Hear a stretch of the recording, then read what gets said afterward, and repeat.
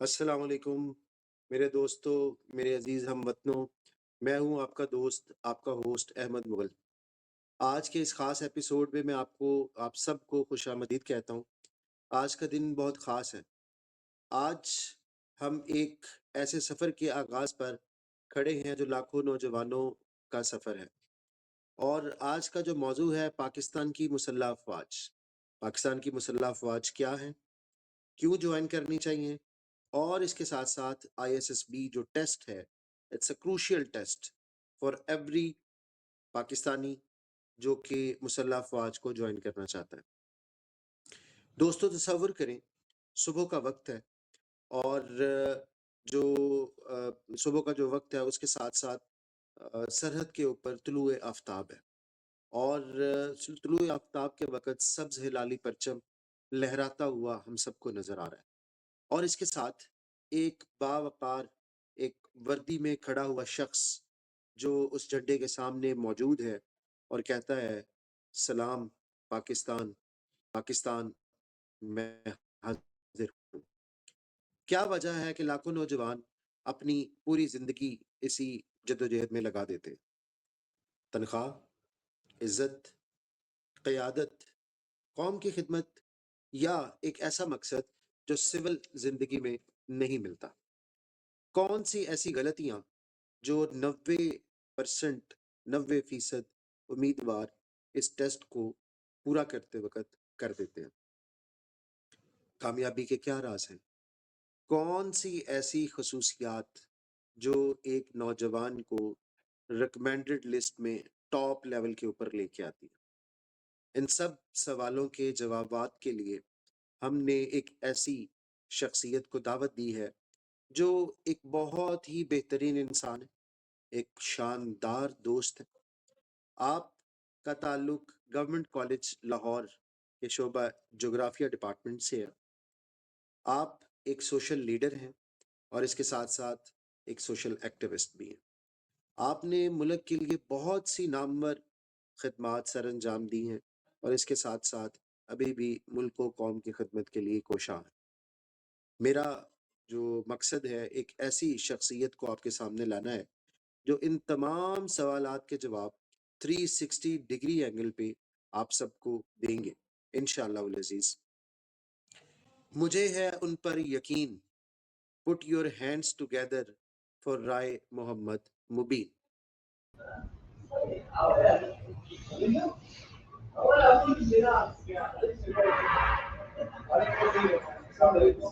अस्सलाम वालेकुम राय मोहम्मद मुबीन साहब, वेलकम ऑन द शो। वालेकुम अस्सलाम sir, very much thank you. क्या हाल है, आप ठीक है? जी अल्हम्दुलिल्लाह, मैं बिल्कुल ठीक ठाक हूँ। आप खैरियत से हैं? ठीक है। जी सर, अल्लाह का बहुत एहसान है। एक दफ़ा बहुत खुशी हुई बहुत आपको बहुत शुक्रिया। हँसते फर्स्ट मुस्कुराते ऑफ देख ऑल के। आपने अपना कीमती वक्त निकाला और आज का जो पॉडकास्ट है हमारा ये बहुत ही ज़्यादा कीमती है, ख़ास तौर पे उन नौजवानों के लिए जो मुल्क जी व सर। कौम के लिए किसी भी कुर्बानी से दरेग नहीं करना चाहते। जी, बिल्कुल सर। और मैं उम्मीद करता हूँ कि बहुत सारे सवालात जो आज का नौजवान अपने आँखों में लिए बैठा है और उनके जवाबात ढूँढने की कोशिश करता है। तो बिस्मिल्लाह करते हैं जी, हम अपने जी, पहले बिल्कुल, सवाल से। बिल्कुल। जैसा जी, कि जी, हम बिल्कुल। जानते हैं कि हमारा जो आज का मौज़ूए ख़ास है इस आज के दौर को लेके, ये क्योंकि हमारा जो टॉपिक है वो मुसल्लह अफ़वाज को लेके है जी। जी, मुझे ये जी, बिल्कुल। बहुत ही ज़्यादा टफ़ लगता है, जब भी हुँ। बात होती है कि जी मैंने पाक आर्मी को जॉइन करना है, मैंने पाक नेवी को जॉइन करना है, मैंने एयर फ़ोर्स के अंदर जाना है। तो जी, उस जी। वक़्त ये बात होती है कि भाई उस वक़्त तो बहुत ही ज़्यादा एक जिसको कहते हैं ना क्रीम जो है वो अडॉप्ट की जाती है। पता नहीं हुँ। या तो टॉप लेवल के लोग या फिर जिनको हम टॉपर्स बोलते हैं, क्या ऐसे लोग जो हैं वो मुसल्लह अफ़वाज लेती हैं? तो जी, ये बहुत बिल्कुल। सारे सवालात हैं, मेरे भी ज़हन में हैं और उम्मीद करता हूँ बहुत सारे नौजवानों के ज़हनों में भी होंगे। जी, बिल्कुल सर। तो आप क्या समझते हैं जो कोई भी शख्स है, कोई भी नौजवान है जो अपनी आँखों में ख्वाब लिए फिरता है, उसको अपने ख्वाबों को ताबीर शर्मिंदा ताबीर करने के लिए मुसल्लह अफ़वाज को जॉइन करना क्यों ज़रूरी है? सर, विद द नेम मुसल्लह अफवाज इस मुल्क की सलामती और बका की ज़ामन है। और जहाँ तक आपने बात की कि वो कौन से लोग हैं जो फोर्सेस में जाते हैं और इसका हिस्सा बनते हैं, तो वो हम में से ही हैं। वो हम ही हैं बेसिकली जो फोर्सेस को ज्वाइन करते हैं, और हमने फोर्सेस में जाना है, पता होता है कि वो सारी टफ लाइफ है, फैमिली से दूर रहना है, छुट्टी का कोई पता नहीं है, इवन के बाद दफ़ा तो लाइफ एंड डेथ की सिचुएशन होती है। लेकिन जब आप यूनिफॉर्म पहन लेते हैं तो फिर आप इन सारी चीज़ों से आज़ाद हो जाते हैं। आपके लिए एक ही चीज़ मायने रखती है, और वो है आपके मुल्क व कौम की सलामती और उसका वक़ार। बिल्कुल आपकी बात ठीक है। तो इसका मतलब फिर हम ये समझने की कोशिश करते हैं कि वो शख्स जो अपने आप से बालातर हो के जो शख्स सोचता है कि मैंने मुल्क व कौम की खिदमत करनी है, फिर चाहे सर्दी हो, गर्मी हो, या आपके पास सियाचिन हो, या आपके पास डेजर्ट हो, या फिर आपके पास जो सख्त संगलाख चट्टाने हो, आपके जी, पास खुशी भी आती है, गमी भी आती है। तो उन सब चीज़ों को बलाए ताक रखते हुए जी, जो शख्स अफ़वाज में या मुसल्लह अफ़वाज में जाना चाहता है, वो इन सब चीज़ों को बलाए ताक रखे, जी। तभी वो इन चीज़ों को जॉइन कर सकता है। सर, उसमें देखें, चाहे आप सियाचिन जैसे बर्फज़ारों में, या आप रेगिस्तानों में, चाहे आप संगलाख चट्टानों पे वतन की हिफाजत पे ममूर हैं, या फिर आप बावलपुर के मैदानी इलाकों में, एक चीज़ जो इन सब चीज़ों से इंसान को आज़ाद कर देती है, इन सब मुश्किलात से, वो है जज्बा। तो one should have an absolute passion if he or she wants to be the part of armed forces of Pakistan. ये आप समझ लें कि आपका सबसे पहला और सबसे ज़रूरी जज्ब है, जो किसी भी इंसान की, किसी भी कैंडिडेट की पर्सनैलिटी के अंदर झलकना चाहिए। ये ऐसी चीज़ है, आप किसी से अडॉप्ट नहीं कर सकते, आप किसी से उधार नहीं ले सकते, आप सीख नहीं सकते। ये आपके अंदर पलता है, अंदर पलता-फूलता है, और फिर आपको अंदर से मोटिवेट करता है कि आप जो है सब कुछ छोड़ के, खुशियाँ, गमियाँ, ईच एंड एवरीथिंग छोड़ के अपने आप को इस मुल्क और कौम की हिफाज़त और सलामती पे ममूर करते हैं। जी, बिल्कुल ठीक है, बजा फरमाया आपने राय मोहम्मद मुबीन साहब। जैसा कि हमें बहुत सारे जो हमारी ऑडियंस है वो हमें इस वक़्त देख भी रही है, जी, और बिल्कुल। हम अपनी ऑडियंस से ये रिक्वेस्ट भी करेंगे साथ-साथ कि आपकी कोई क्वेरी हो, कोई सवाल हो इसके हवाले से, तो आप ज़रूर कमेंट्स में नीचे कमेंट बॉक्स के अंदर आप अपना सवाल ज़रूर पेश कीजिए, ताकि हम जी, अपने बिल्कुल। जो एक एस्टीम्ड हमारे गेस्ट हमारे सामने मौजूद हैं, तो इंशाअल्लाह उल अज़ीज़ अब उनसे लाइव जो है क्वेश्चन का आंसर लेने की कोशिश करेंगे। इसके साथ-साथ राय मोहम्मद मुबीन साहब, जी, जैसे जी। आपने फरमाया कि ये जज़्बा जो है वो आपको आगे लेके जाता है। आप जो है अपनी नींद को तर्क कर देते हैं, आप थके भी होते हैं, इसके बावजूद जो है वो आप आगे बढ़ने की कोशिश कर रहे होते हैं। तो आप क्या समझते हैं कि मुसल्लह अफ़वाज में जाना और मुसल्लह अफ़वाज में जाने का क्या वाहिद हल सिर्फ़ कमीशन है? सर, उसमें 2 तरीके हैं, आप आर्मी में जा सकते हैं। और उसमें जो हमारे एजुकेटेड यूथ है, जो डेडिकेटेड लोग हैं, वो कमीशन के थ्रू जा सकते हैं, और कमीशन के थ्रू जाने के भी फिर मल्टीपल रास्ते हैं, ठीक है? और दूसरा है, आप जो है अ, इस आर्मी की बेस जो है, आप एज़ अ सोल्जर जॉइन करें। बेसिकली हमारा जितना जवान इस मुल्क व कौम का असासा है, जितना हमें उन पे फ़ख्र है, उतना ही फ़ख्र हमें अपने उन जवानों पे है, उतना ही फ़ख्र हमें अपनी उस मैन फ़ोर्स पे है जो as a soldier in services को जॉइन करते हैं। तो जहाँ तक रही है बात कमीशन की, तो कमीशन में फिर मल्टीपल आ जाते हैं हमारे पास कमीशन, जिसमें पीएमएल लॉन्ग कोर्स है, ये एक रेगुलर कमीशन है, उसके साथ-साथ फिर हमारे पास टेक्निकल कैडेट कोर्स आ जाता है, आर्मी मेडिकल कोर आ जाती है, उसमें भी आप as a commission officer induct होते हैं आर्मी मेडिकल कोर के अंदर। फिर हमारे पास कोर ऑफ इंजीनियर आ जाती है, जो कि टेक्निकल क्रेडिट कोर्स के थ्रू आप उसको ज्वाइन करते हैं। फिर इसी तरह से हमारे पास शॉर्ट सर्विसेज कमीशन आ जाता है। और ये तो वो तरीके थे जिनसे हम पाकिस्तान की बर्री फौज को ज्वाइन कर सकते हैं। इसी तरह हमारे पास जीडी पायलट, अगर आप कोई बंदा डेडिकेटेड है पाकिस्तान एयरफोर्स में एज अ पायलट सर्व करने के लिए, तो वो जीडी पायलट या पीकेपी मिशन है to become a pilot officer. इसके साथ साथ हमारे पास पाकिस्तान एयरफोर्स में भी एक और कमीशन की टाइप आ जाती है, जो कि शॉर्ट सर्विसेज कमीशन है। और फिर उसके साथ साथ आप उसकी एरोनॉटिकल इंजीनियरिंग करके भी उसमें एज अ कमीशन ऑफिसर उसको ज्वाइन कर सकते हैं। ऑल दो इन सर्विसेज का सिलेक्शन क्राइटेरिया और सर्विस क्राइटेरिया थोड़ा डिफरेंट है, लेकिन all of these are commissions. इसके साथ साथ अगर हम नेवी की बात करें, तो नेवी में हमारे पास जो है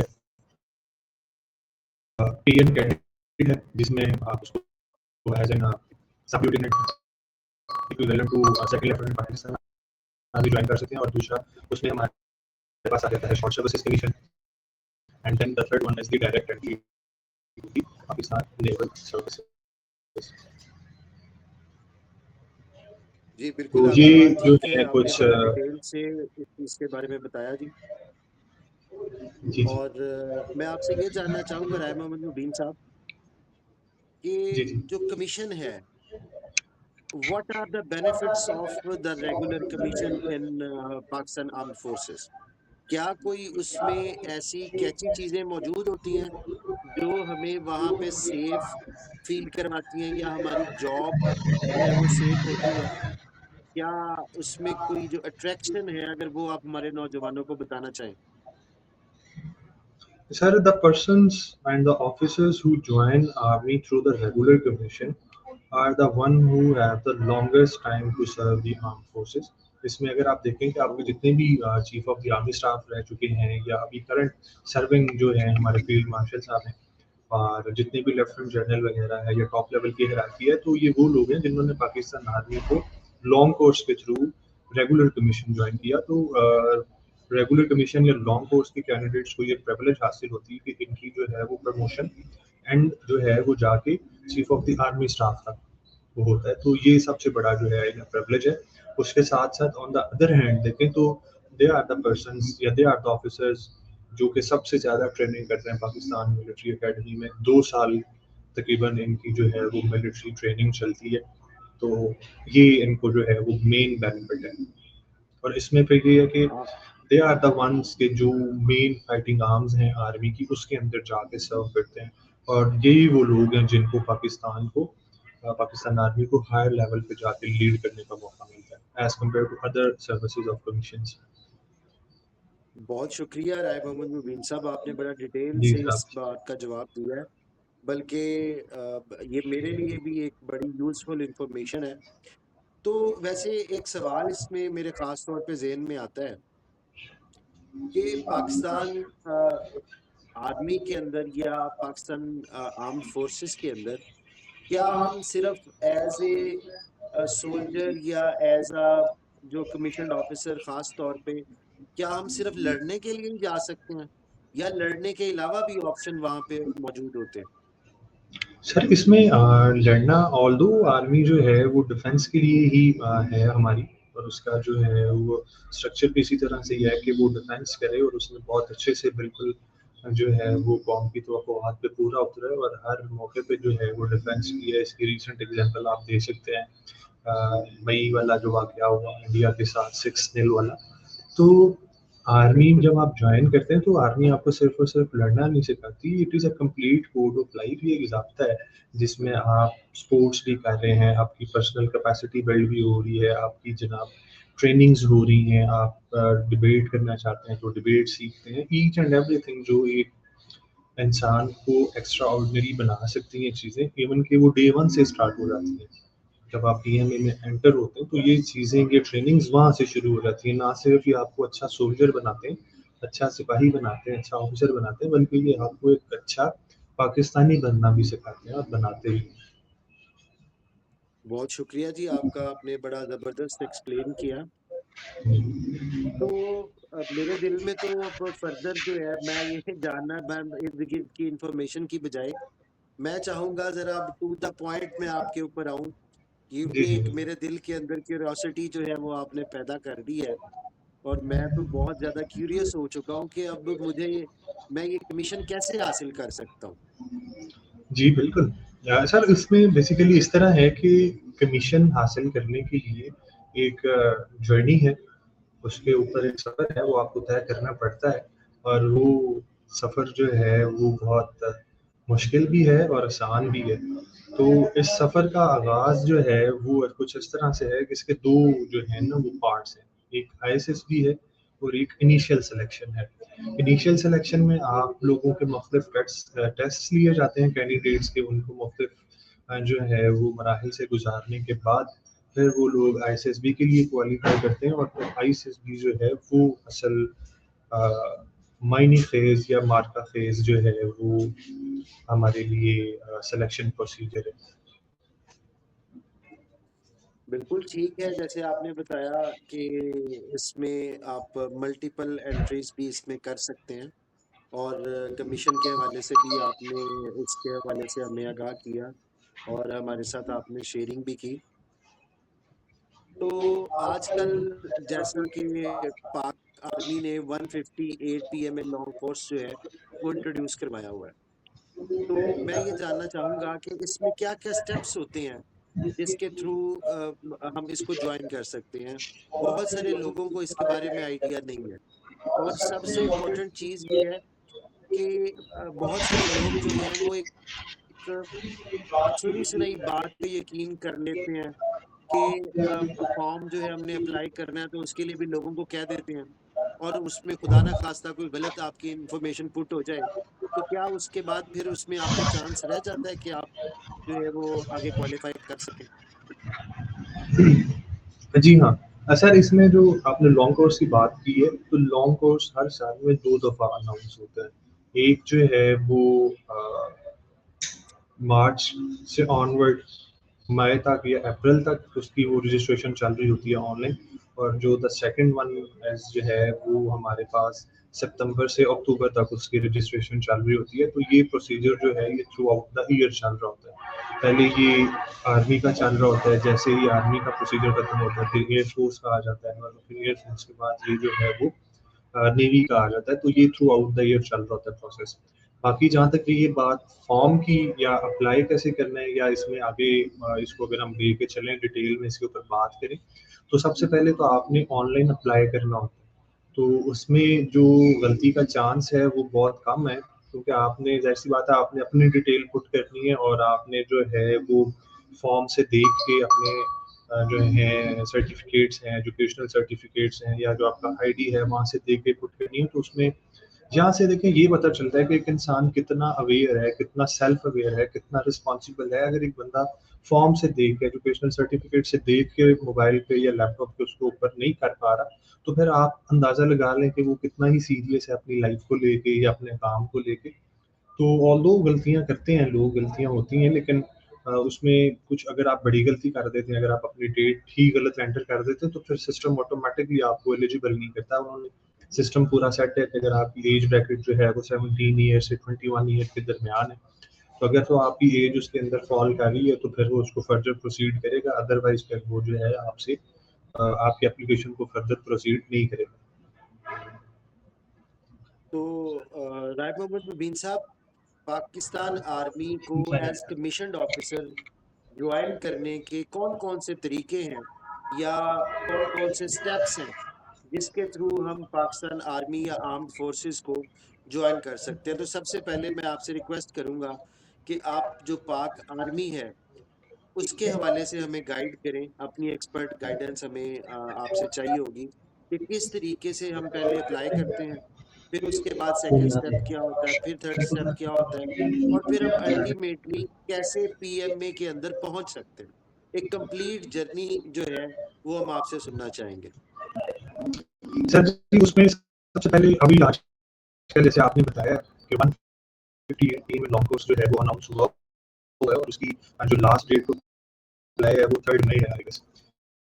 तो इसमें जो हमारे पास the very initial step is the to apply online initially, उसमें आप पाकिस्तान आर्मी की वेबसाइट जो कि है www.joinpakistanarmy.com, उसके ऊपर जाएं और जाके अपनी जो है वो ऑनलाइन रजिस्ट्रेशन करें। जब आप अपनी ऑनलाइन रजिस्ट्रेशन करते हैं तो वहाँ से फिर आपको एक चालान जो है वो जनरेट कर देगा। आप वो चालान का प्रिंट आउट लेके नेशनल बैंक की किसी भी ब्रांच में जाके उसको सबमिट करते हैं। सबमिट करने के बाद वो जो आपको उसकी रिसीविंग मिलती है या जो उसका आपको इनवॉइस मिलती है, वो आप ले आके उसकी पिक्चर क्लिक करके उसी के साथ उसी वेबसाइट पर जाके उसको अपलोड करते हैं अपने लॉगिन पासवर्ड के साथ। तो फिर जो है विदिन 7 to 8 वर्किंग डेज आपको आपके इनिशियल टेस्ट का जो है वो टाइम पता चल जाता है कि आपका इनिशियल टेस्ट किस टाइम और किस दिन किस जगह पे होगा। तो फिर यहाँ से आपका जर्नी शुरू हो जाता है इनिशियल स्क्रीनिंग का। इनिशियल स्क्रीनिंग में हमारे पास पहले होता है सर इनिशियल टेस्ट, जिसमें हमारे पास ये कंप्यूटर बेस्ड टेस्ट है, इसमें इंटेलिजेंस टेस्ट है।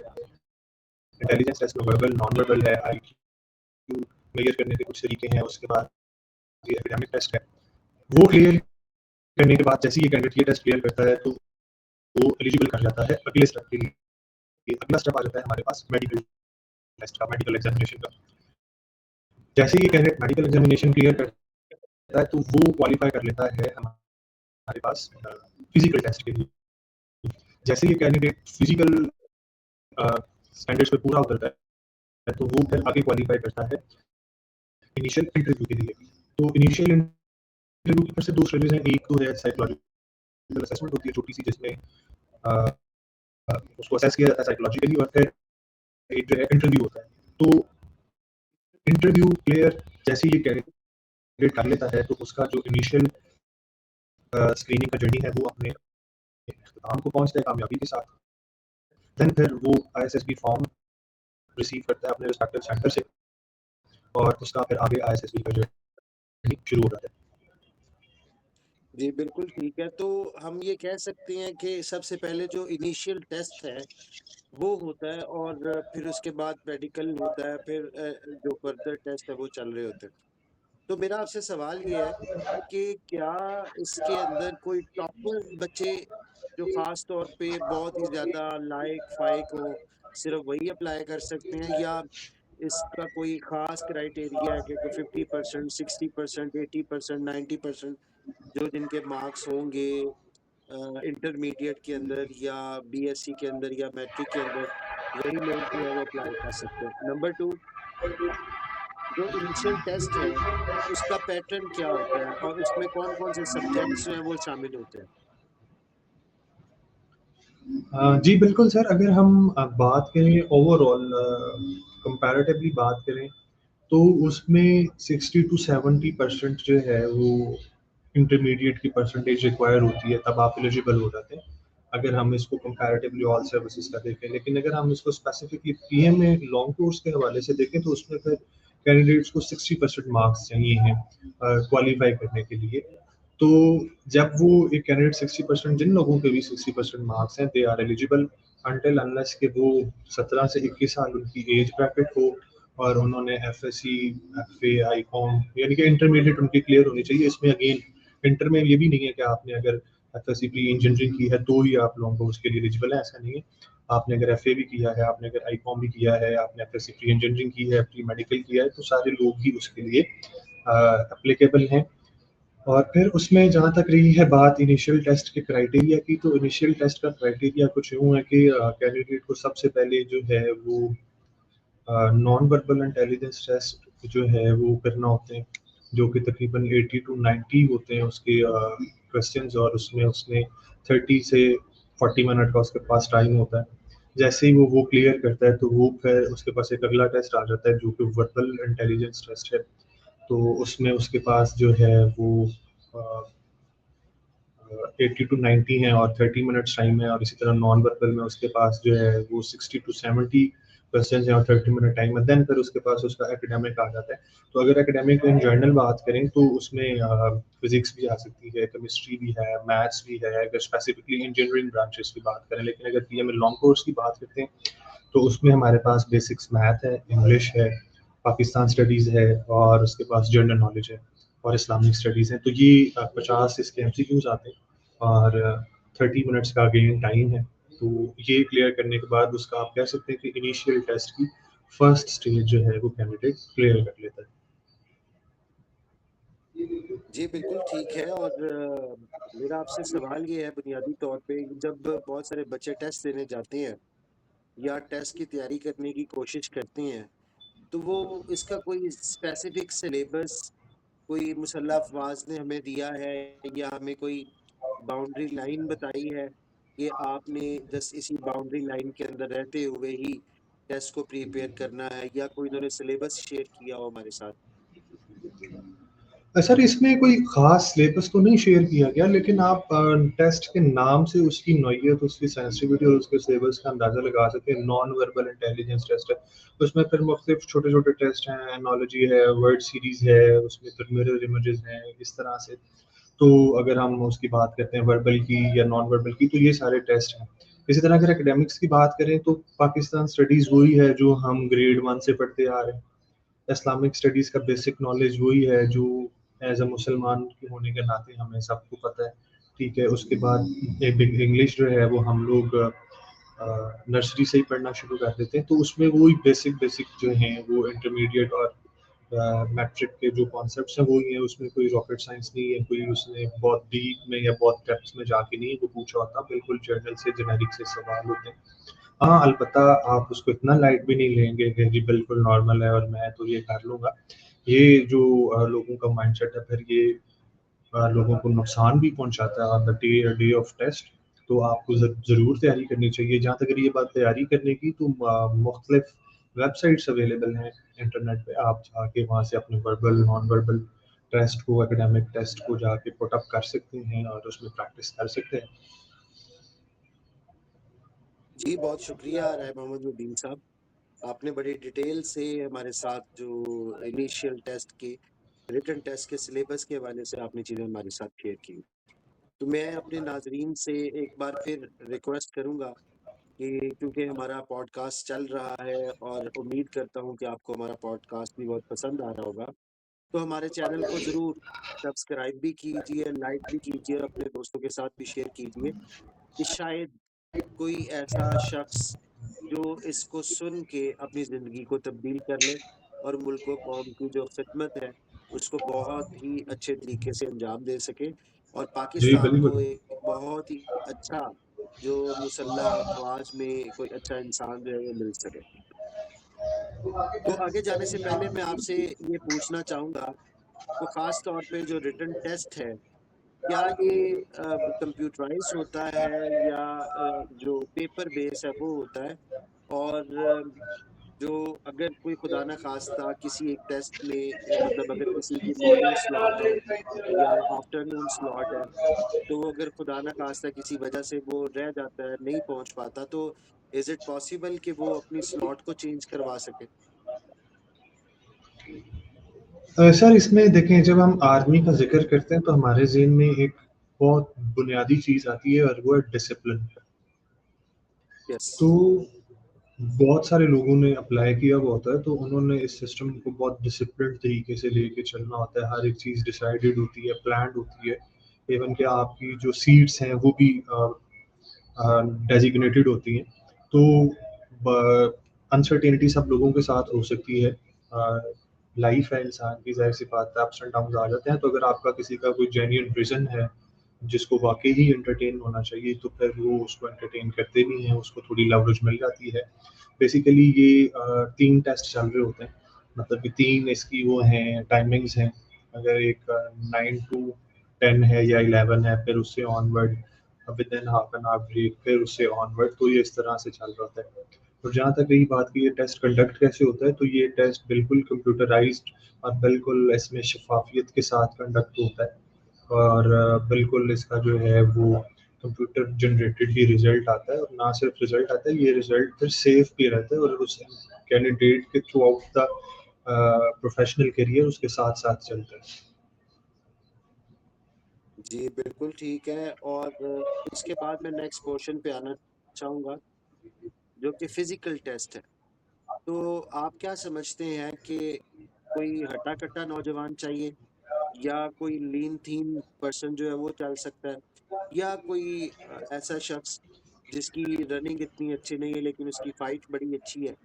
तो फिजिकल टेस्ट के हवाले से मेरी आपसे रिक्वेस्ट है कि वो हमारे नाजरीन को बताइएगा कि फिजिकल टेस्ट होता क्या है और उसको कैसे क्लियर किया जा सकता है। जी सर, बिल्कुल। फिजिकल टेस्ट में आपको फिजिकली जो है कैंडिडेट को टेस्ट किया जाता है कि उसका फिजिकल स्टेटस क्या है, आपका मेंटल स्टेटस आपके इनिशियल टेस्ट ने बता दिया, जिसमें आपने वर्बल और नॉन वर्बल जो है वो अपने मेंटल स्टेट को आप पता चल जाती है। तो फिजिकल स्टेट जानने के लिए एक इंसान की फिजिकल टेस्ट कंडक्ट किया जाता है।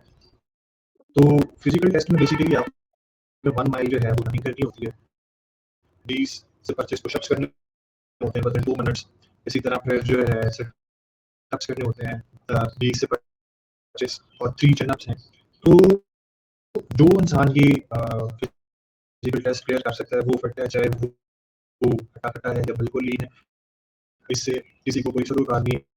जो क्राइटेरिया है वो ये है और हर कैंडिडेट को इस टेस्ट को पास करने के लिए क्राइटेरिया को मीट करना पड़ता है। हाँ, जो बात रही है रनिंग की, तो रनिंग आपने मैक्सिमम 8 मिनट्स के अंदर उसको 1 माइल कंप्लीट करना होता है। जी, बिल्कुल ठीक है।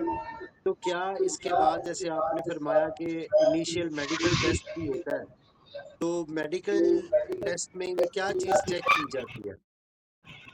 जी बिल्कुल, जितना सारा बाकी सारे टेस्ट हैं ये इम्पोर्टेंट है, उससे ज़्यादा मेडिकल भी इम्पोर्टेंट है और हर टेस्ट की सेंसिटिविटी और इम्पोर्टेंस अपनी जगह पे है। हम ये नहीं कह सकते कि अगर हाँ, मैं भाग अच्छा लेता हूँ तो मुझे कोई हल्की-फुल्की बीमारी है तो उसके ऊपर कोई कंप्रोमाइज़ हो जाएगा। बिल्कुल ऐसा नहीं है, हर एक टेस्ट की अपनी इम्पोर्टेंस है और अपनी उसका अपना एक मकसद है।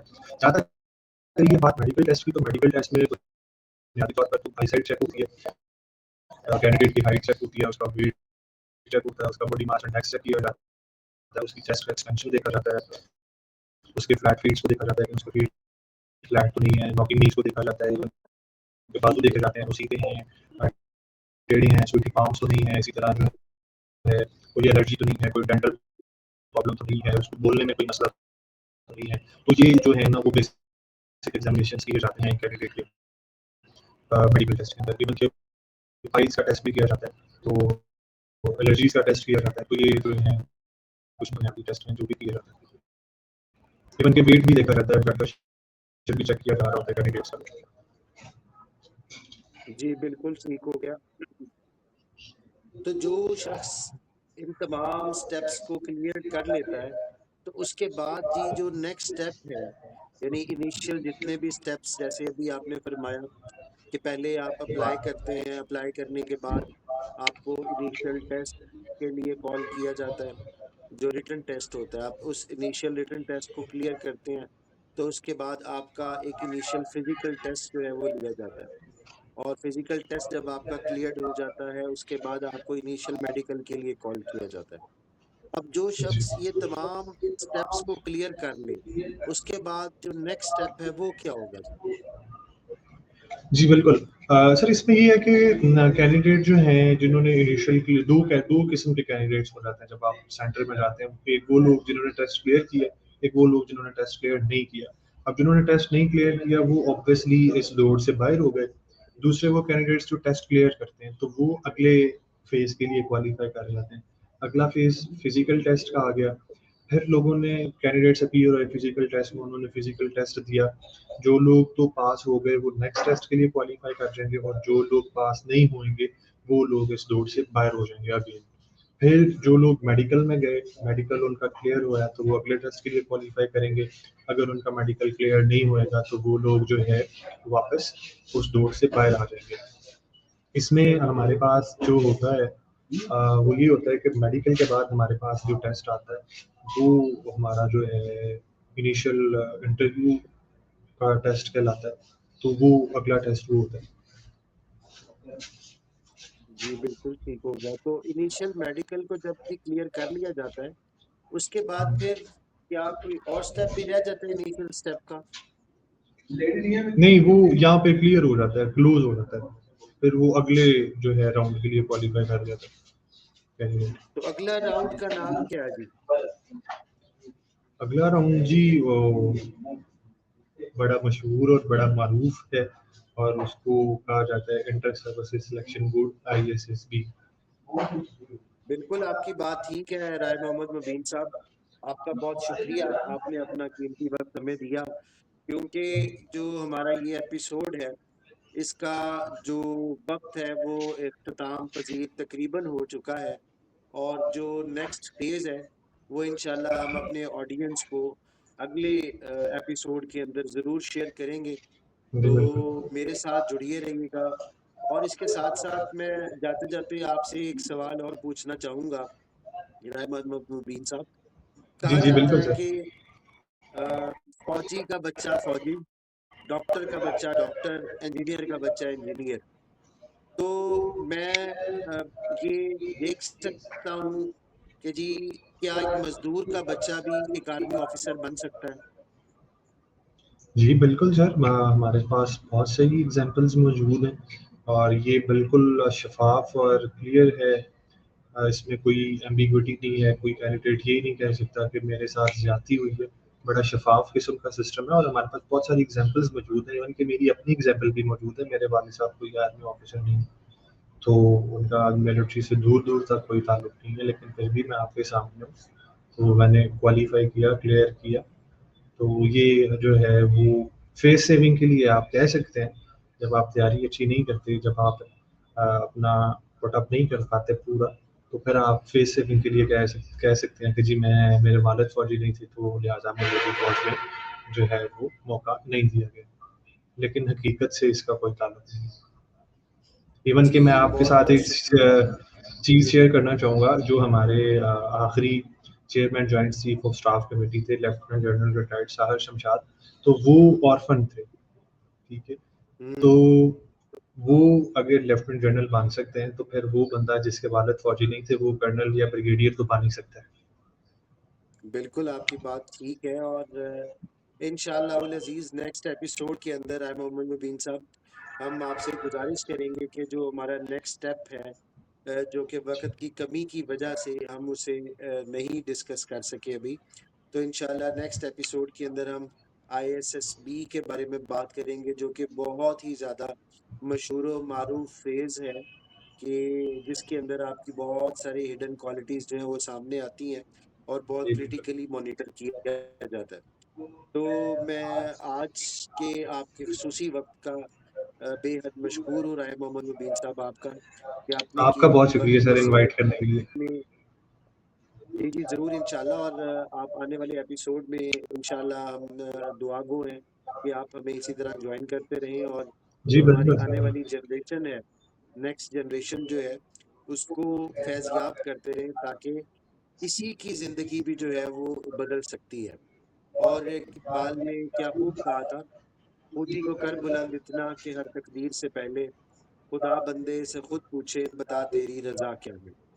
तो मैं आज इन्हीं अल्फाज के साथ आप तमाम अपनी ऑडियंस से रुखसत चाहूँगा, और आपको कोई भी क्यूरी हो, कोई भी आपको लगता है कोई सवाल है जो अनएड्रेस्ड रह गया है, आप ज़रूर कमेंट सेक्शन में, नीचे जो कमेंट्स सेक्शन मौजूद है, वहाँ पे आप सवाल अपना लिखें, हमारे साथ शेयर करें, और कोई सजेशन भी आप देना चाहें, तो नीचे कमेंट बॉक्स जो है आपके सामने मौजूद है, वहाँ पे आप शेयर कर सकते हैं। तो इंशाल्लाह हम उसको अपने नेक्स्ट एपिसोड के अंदर आपके तमाम सवालों को अपने एपिसोड का हिस्सा बनाएँगे, और इंशाल्लाह उल अज़ीज़ उनको एड्रेस भी करेंगे। आप देख रहे हैं सामने स्क्रीन पे जो लाइव, और आपको लाइक और सब्सक्राइब का बटन जो है वो नज़र आ रहा है। तो हमारे चैनल को लाइक कीजिए, सब्सक्राइब कीजिए और अपने दोस्तों के साथ शेयर कीजिए। आज की इस नशिस्त के साथ अपने होस्ट, अपने दोस्त अहमद मुग़ल को इजाज़त दीजिए। पाकिस्तान ज़िंदाबाद।